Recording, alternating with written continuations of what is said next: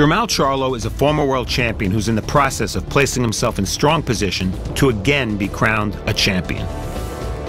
At age 27, Charlo's unbeaten, with the type of star quality both inside and outside the ring that speaks well for the future of boxing. In fact, Charlo has already made history. In May 2016, Jermall Charlo won a championship at super welterweight, making Jermall and Jermell the first twins to hold world titles in the same division. When Jermall was crowned, Jermall was already a reigning title holder at 154 pounds. Jermall has since vacated that title to campaign in the talent-packed middleweight division. A win over Hugo Centeno will likely secure Houston's Charlo the opportunity to soon challenge one of the middleweight leaders, Gennady Golovkin and Canelo Alvarez. Initially, at least, Jermall wasn't as widely recognized as Jermall, primarily because he turned pro without the aid of a power promoter. In 2013 and 14, however, national television exposure on ShowBox and Show Extreme introduced an athletic and powerful prospect.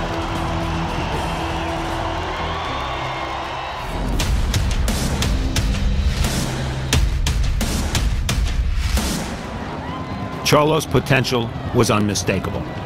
In April 2014, he dominated the veteran Hector Munoz at the StubHub Center in Carson, California. Touch him up, back to your corner. In the first round, Charlo, who stands a rangy 6 foot, kept his distance and displayed virtually every punch that can be thrown. Charlo continued to pound the head. Hector Munoz, there's an uppercut, follows it up with a jab. In the second, Munoz attempted to get close. Another left uppercut by Charlo, follows it up with a combination. And paid a predictable and painful price. Another combination by Charlo, finishes up with a left hook. Charlo really putting on the pressure here as round 4 comes to a close. Munoz wanted to continue after absorbing 4 rounds of punishment, but a ringside doctor nixed that idea. The win made Charlo 18-0. Boxing, Jermall Charlo. That's what we do. Lines only, baby, lines only.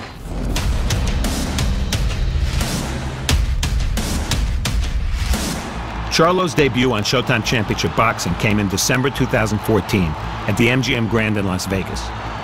His opponent, Lenny Bowtie, was 22-2 and had never been off his feet. But the Italian also never had to stand up to anyone with Charlo's skill set and power. In the third round, Charlo showed both creativity and clout. Leading with a right hand, he followed with a hook that landed flush. Boom. Oh, down goes Bowtie! While Bowtie managed to barely beat the count, his corner dreaded seeing him hit like that again and tossed in a towel of surrender.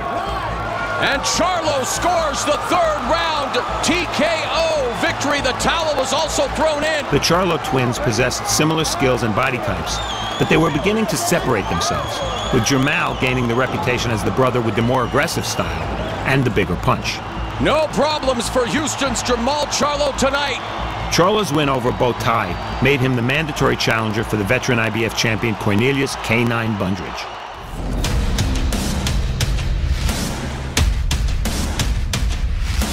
That fight came in September 2015 at Foxwoods in Connecticut. Touch him up. Bundridge was physically strong, effectively awkward, and far more experienced than Charlo. But he was also 42 years old, and matching him with a young, hungry tiger like Charlo almost seemed unfair. There's winning a world title, and there's winning a world title in style. Charlo backed up the overwhelmed Bundridge from the start. He downed him in the first round with a counter right. Charlo came right over the top of a slow Bundridge jab. Dropped him halfway through the second with a jab. That was with the left jab, Marvin. It's rare I've ever seen that in boxing. Now that's power. And floored him twice more in the third. He's hurt again. Charlo's got him in a lot of trouble here. The final time with a thudding right hand. Jermall Charlo was 25 years old, 23-0, and a world titleist at super welterweight.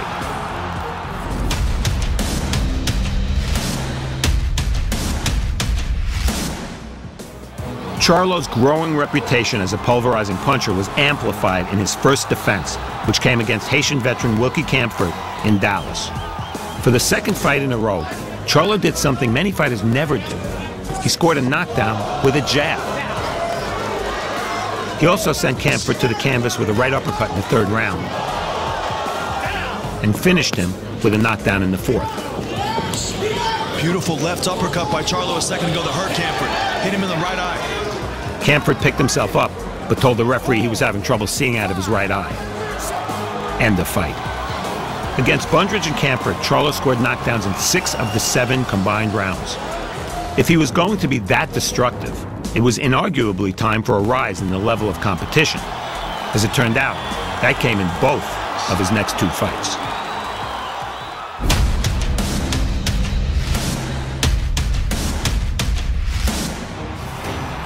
In May 2016, Charlo defended against Austin Trout in Las Vegas. This was a different type of opponent. Trout was a slick southpaw and a former titleist who was good enough to have convincingly beaten future Hall of Famer Miguel Cotto. Oh, and Charlo has Trout in trouble in the corner, working the body with the uppercut, but Trout, the veteran, fights out and turns the tables on Charlo as they exchange shots. It was a close fight. Trout's considerable boxing skills troubled Charlo, and the challenger's will never wavered. That was a stiff straight left. Just a great tactical fight between 2 highly skilled junior middleweights. The difference, as it turned out, was Charlo's superior punch and solid chin. Oh, and another right hand. Good tactical fight, you know. If one guy makes a mistake, the other guy's ready for the sharp counter. Oh, good counter right over the top by Charlo. And definitely a star on the rise. After 12 rounds of decision, close but unanimous, went Charlo's way. He was now shining in an even brighter light. Charlo was having super success at super welterweight. Still, it was no secret that he was struggling more and more to make 154 pounds, and a move to middleweight was imminent. There was only one question: would he make one final defense? The challenger in question, IBF #1 contender Julian Williams, had been calling out Charlo for months.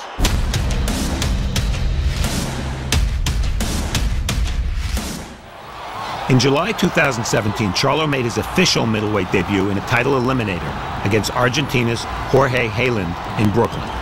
It was a blowout. The southpaw Hayland's mobility was extremely limited by an injury to his left knee, and facing a fighter like Charlo with such a handicap is tantamount to losing even before you tried to win. There was a right uppercut knockdown in round 2. Hayland down! And a left hook knockdown in round 4 that brought a merciful end.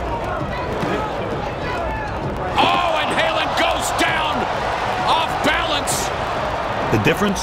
Charlo was now a middleweight, not a super welterweight. No difference at all, he was still knocking people out. And for a fighter who idolized Thomas Hearns, retaining his power as he moved up in weight certainly fit the narrative. Here now, Gennady Golovkin's greatest hits. September 2012, Golovkin made his American debut, taking on Polish southpaw Grzegorz Proksa. Golovkin wasted no time attacking. Right hand from Golovkin, and Proksa gets hurt. Down he goes. First time in his career, he's been down. Oh, good left hand to the body and left to the head. Down goes Proksa. Yeah, I think the body shot started that exchange. The body shots hurt him and got him started. Then he tried to exchange with a big punch. You can't do that. Golovkin just places the punches so well. Proksa's in trouble again. It's the combination of the heavy hands with the technique. So rarely do you see that in a fighter. Proksa never stopped throwing back, but he had no answers for the power of Golovkin in round 5. Oh, right hand hurt Proksa. Golovkin steps in and down he goes again. There is a monster in the middleweight division, and he said he'd fight anyone. January 2013.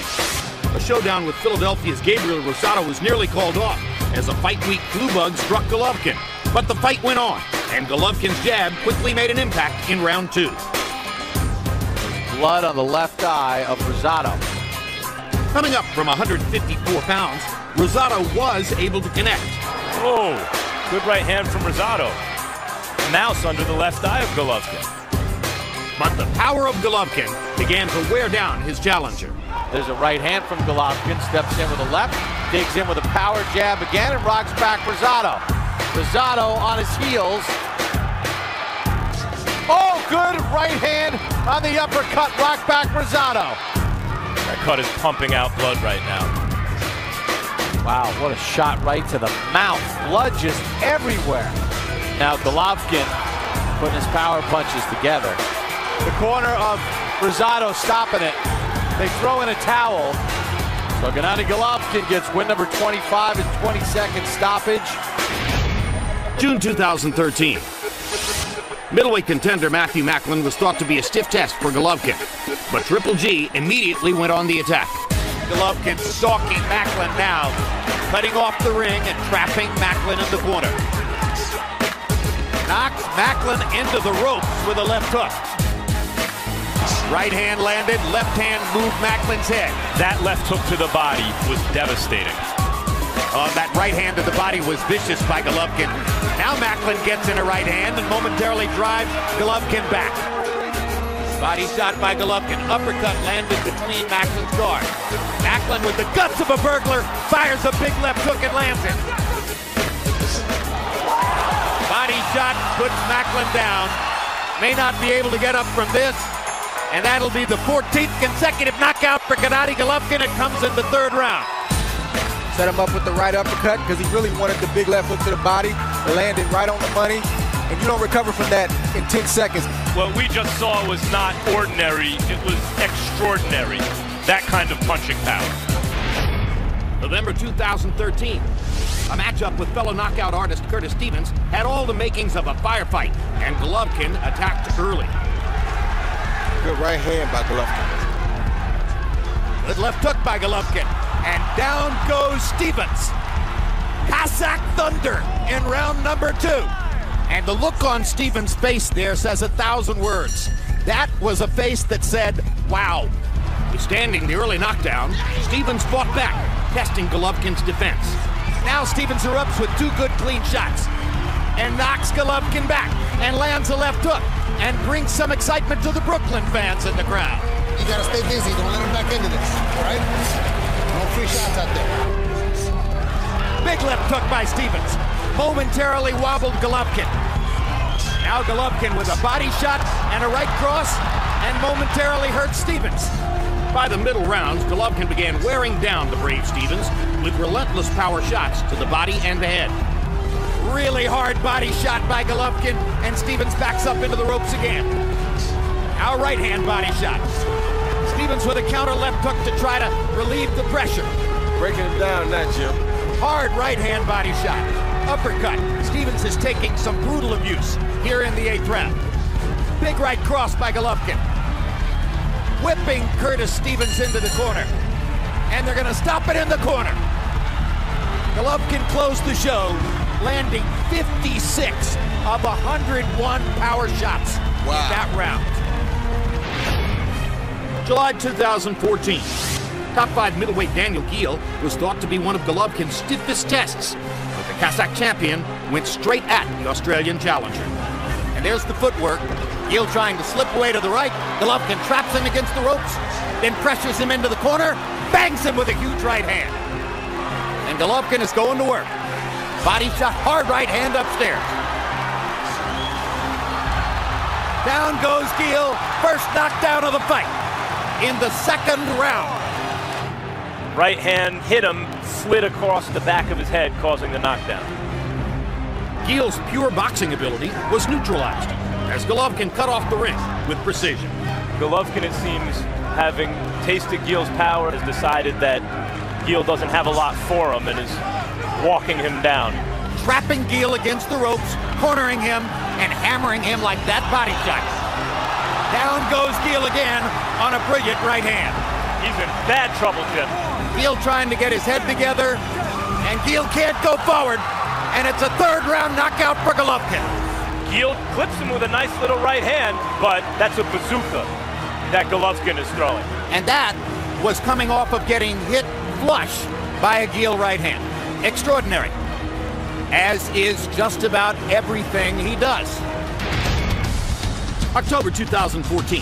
Golovkin met veteran Mexican warrior Marco Antonio Rubio in front of a sold-out outdoor crowd in Carson, California, in his American West Coast debut, dubbed Mexican Style. He talks not only of his Mexican style, Golovkin, but of his predator instinct, and you can see it there. He's always looking to attack and to hurt. Golovkin kept up the attack, and Rubio quickly became the latest victim of the Cossack destroyer. Hard uppercut by Golovkin. Momentarily wobbled Rubio. Now he's got him pinned against the ropes. Predator at work. Down goes Rubio. Second round knockout. It was only a matter of time. It's always just a matter of time. February 2015. Golovkin put his knockout streak on the line against England's Martin Murray. The durable Murray had never been knocked down in his career, but Golovkin found an opening in round 4. That hurt him. Body shot scores the knockdown as Murray goes to a knee. A great body shot, well placed by Triple G. Murray using his feet now, trying to run down a second time. Following the knockdowns, Murray continued and showed his toughness, but had no answers for Golovkin. Murray is in real trouble, but fighting on tremendous heart. And with the storm swirling around him, Golovkin, he stays calm. It's the reason he's able to place those punches so accurately. While the will of Murray carried him into the later rounds, the sustained punishment by Golovkin eventually wore the brave challenger down. Tremendous right-hand shot by Golovkin. Murray sailed through the air before landing on the canvas. That was a colossal right-hand shot. And now Pavone's going to stop it. And the knockout streak continues. An 11th round technical knockout for Golovkin. Knockout number 19 in a row.